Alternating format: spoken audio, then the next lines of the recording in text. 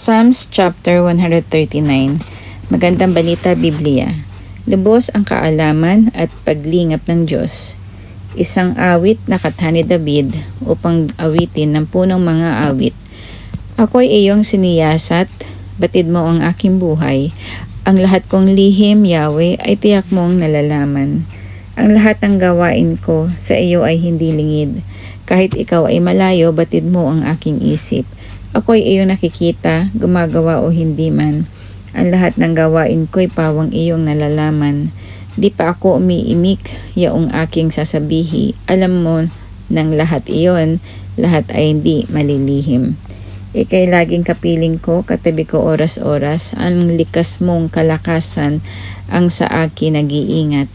Nagtataka ang sarilit, alam mo ang aking buhay.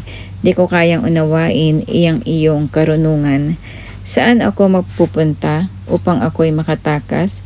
Sa iyo bang espiritu, ako ba'y makakaiwas? Kung langit ang puntahan ko, tiyak na naroon ka. Sa daigdig ng mga patay, humimlay man ako'y ikaw din ang kasama.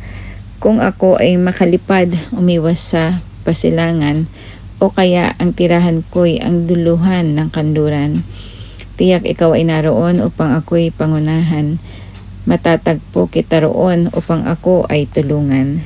Kung ang aking pagtaguan ay ang dilim ng pusikit, padiliming parang gabi ang liwanag sa paligid, maging itong kadiliman sa iyo ay hindi dilim, at sa iyo yaong gabi parang araw na magniningning.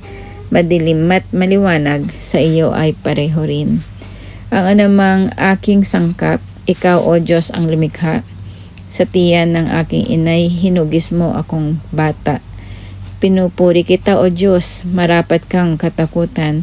Ang lahat ng gawain mo ay kahangahangang tunay. Sa loob ng aking puso, lahat ito'y nakikintal. Ang buto ko sa katawan noong iyon ay hugisin.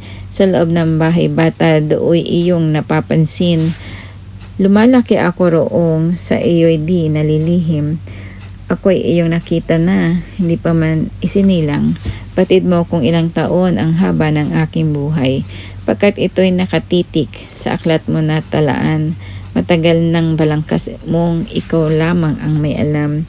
Tunay Yahweh, di ko kayang maabot ang iyong isip. Ang dami ng iyong balak ay hindi ko nababatid. Kung ito ay bibilangin, ay sindami ng buhangin. Sasaiyo pa rin ako kung umaga na magising. Angad ko, aking Diyos, patayin mo ang masama at ang mga mararahas ay iwanan akong kusa. Mayroon silang sinasabing masasama laban sa iyo at kanilang dinudusta, pati na ang pangalan mo. Lubos akong nasusuklam sa sinumang muhi sa iyo. Ang lahat ng nag-aalsa laban sa iyo ay di ko gusto. Lubos akong nagagalit, lubos din ang pagkasuklam. Sa ganoong mga tao ang turing ko ay kaaway. O Diyos, ako'y siyasatin, alamin ang aking isip. Subukin mo ako ngayon kung ano ang aking nais. Kung ako ay hindi tapat, ito'y iyong nababatid. Sa buhay na walang hanggan, samahan mo at ihatid.